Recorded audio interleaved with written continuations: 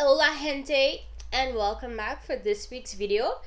I don't know about you guys, but I really feel that the time is passing super fast.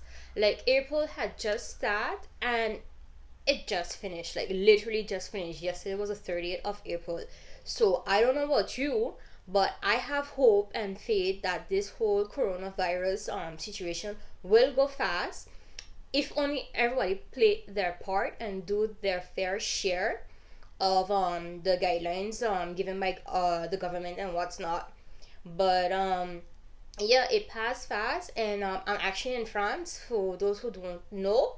And 11th of May, we will be able to go outside, not more than 100 kilometers.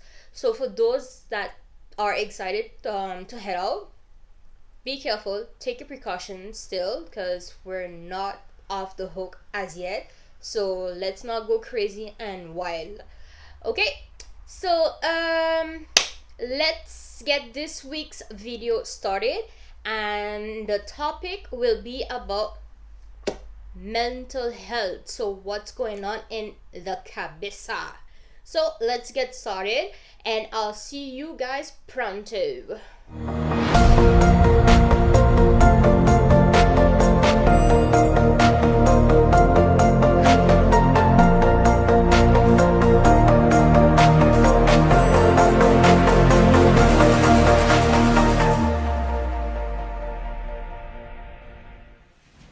Welcome back, everyone.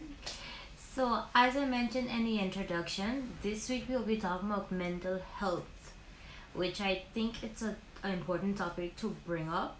And due to the current situation, not everyone is coping the staying at home thing well.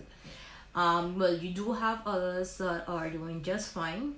I'm part of those percentage of people that are doing just fine because I'm a home girl, so if I'm not working, I'm at home. And the only time that I go outside is if I have to do grocery shopping, laundry, go to the movies, walk around in the malls, or hang out with my coworkers, grab a few drinks or go to a restaurant or whatever.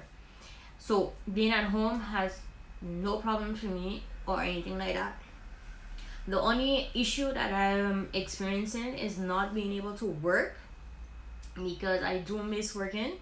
Only because I love my job very much, and I've said it in the get to know me tag. I'm a receptionist, so I welcome a lot of people from different areas in the world, and I do miss that interaction that I get with people and actually get to learn from them, different things in life, their culture, their language, and stuff like that. And we also have regular clients, not customers, but clients that come for professional reasons. And this is why I enjoy working on a Monday, because that's the day they arrive. And I miss asking them how was their weekend, and like telling them have a good week and stuff like that. Just giving out a lot of positive vibes. And I actually miss working a lot, and I miss my coworkers, my boss, and accountant. I miss all my coworkers, and telling them hi every day and seeing how they're doing and stuff like that. So I'm anxious, and I can't wait to resume back work once this whole thing is contained and back in order. But not everyone managed to cope with this whole staying at home and being with their kids. Now, for their parents who have kids and that are homeschooling their child, I hope this confinement makes you appreciate the school system and the people that works in the school. The people that are taking their time and investing in your child to make them a better person, contributing in their education. All of that's their job, but they go beyond their job and helping your child. So whenever they would complain and say that your child is misbehaving and stuff, and then you're defending your child and stuff like that, now that you're home and you're doing the work, I think you have an idea what they have to deal with from a Monday to a Friday, weekly base, and every year. And instead of defending your child when school starts back, if ever they have a complaint on your child, instead of defending, just try to work with them to find a solution on how you can make a child better, and make your child focus more in school and stuff like that, or even other situation that may happen while in school and stuff like that. So don't work against them, work with them, because at the end of the day, what you need to realize, they have the same objective as you, is to see your child succeed in life, and that at the end they get a diploma and they become the better man and woman for tomorrow. So please bear in mind, and when school starts back, tell them a big thank you, okay? Because without them, your child won't have much of a future. They would, but they still need help. So remember that. So back to the topic. What is mental health? So I'm gonna read to you guys what I've researched on the internet about mental health. So bear with me while my eyes may go down a bit to read on the computer what I found. So mental health includes our emotional, psychological, and social well-being.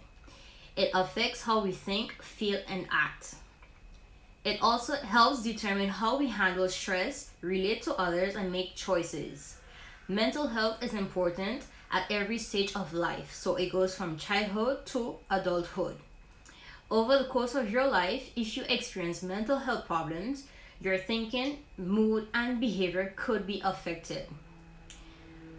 Many factors contribute to mental health problems, including biological factors such as genes or brain chemistry, life experience such as trauma or abuse, family history of mental health problems. So I've seen a couple lists of mental health that I'll break through, but I won't go in full detail with them, because certain other stuff that I've seen, I've already experienced it, so I'll be doing a separate video on it. So I'll just go briefly into it. So you have anxiety. People with these conditions have severe fear and anxiety on encountering everyday situations that do not present a direct danger, such as chores or keeping appointments.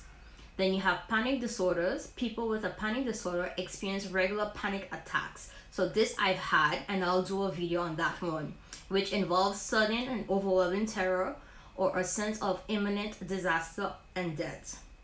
Then you have phobias. So there's many type of phobias, like simple phobia, social phobia, and agoraphobia. I'm not so sure how you pronounce it, so sorry if I mispronounce it.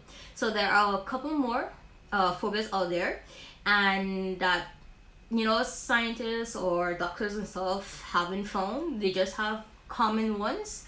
So please bear in mind that if you have a phobia, it may not seem so frightening to somebody else, but to the person experiencing it, it can have quite an effect on them. So what you think is silly is something terrifying for another. So don't mock them or judge them for that. Also, you have OCD, which is obsessive compulsive disorder, which I've already experienced, and this is still a work in progress for me. Then you have mood disorders. So you have major depression, bipolar disorder, and seasonal affective disorder. And then you have as well schizophrenia. So schizophrenia has negative and a positive symptoms. So what they say is positive symptoms includes delusions, thoughts, disorders, and hallucination. And in a negative part, you have withdrawal, lack of motivation, and a flat, inappropriate mood. So for those that want to know a little bit more of schizophrenia, I'll try and see if I can find a link explaining schizophrenia, which you'll find down below in the comment section, okay? Now, if you think or have an idea that you may have a mental health problem, or someone next to you that have it, there are a few signs that will help you to notice it. Mental health problem doesn't mean that you're crazy or anything like that. Everyone has it, but we all deal with it differently, and we have different way of healing from it, or we just try to avoid thinking too much that would make us go nuts.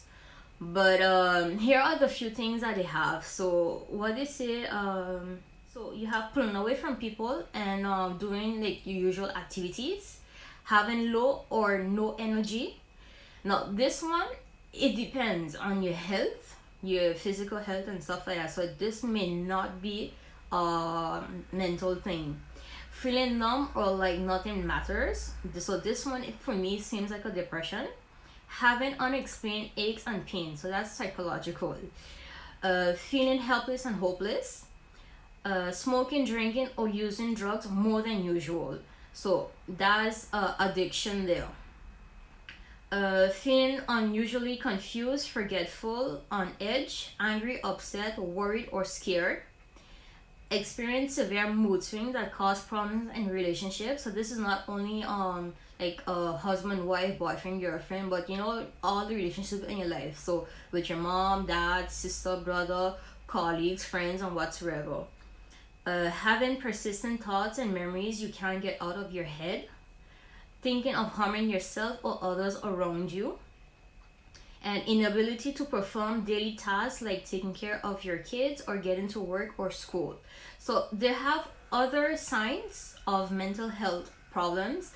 I do not have all the list, but you can definitely go on Google or Wikipedia or other motor of researchers to find them. But to all problems, there's a solution. So you have ways to heal from it and try to at least reduce your mental state of mind. But in order to reach to that point, you have to first recognize that you have a problem. And the treatment that they say, well, first of all, which is kind of logic, they say that that what works for one person may not work for another, and this goes for everything in life, not just health wise, but everything. I could have my way that can work for me. I can share it with you, but it doesn't necessarily mean that it'll work. You can try to adjust it, tweak it to see how it could fit for you, or you can just find a whole new way of to make it work for you. Okay? So what they have written, you have a psychotherapy or a talking therapy. So you can see a psychiatrist, psychologist, or psychotherapist, and some primary care physician to carry out this type of treatment. So what they basically will do, they will help you find the root that caused you to have a mental health problem, and then from there they will propose you a series of different treatments so you can continue talking, to just get on the bottom of it, and then little by little you see maybe a progress. It may take like several seances, but you'll get there eventually. And then what might happen, which is a possibility, they might propose you to take medication. So you have like antidepressants, and so what this will do is it would reduce the negative thoughts you have and boost your little system up a little bit more, and maybe bring a little more calmness in you. It won't fully heal you or like all of a sudden make the mental illness you have go away, disappear. No, it will just reduce your thoughts and stuff like that, and give you a little a little boost to you go into life, have a little social life and stuff like that, manage to go to work and things like that. And then you have the self-help. So this one, actually I did this one for myself, and I had to dig deep. So I had a good enough shovel to dig into my source and little by little try to put the puzzle back together. And I had to meditate a lot in life and meditate on certain things to get that do. And some people use meditation, yoga, or go swimming or do different activities to to get this out. And the best way as well is to talk to family and friends. If you have a good support from your family and friends, that can also help you to get your mind in order, and your fear or whatever you have. So yeah, and then you gotta change your lifestyle. So your sleeping routine, eating routine, because something what you put in your body could also have an effect on your mind. So you have different methods and dealing with it and try to make yourself better. But we need to take care of our health, take care of our mental state of mind, because without our mind we can't really go forward in life. Because if this ain't good, then nothing else ain't good. Everything is in your mind, everything is what you think. So if you think positive, positive will happen. If you think negative, then negative will happen.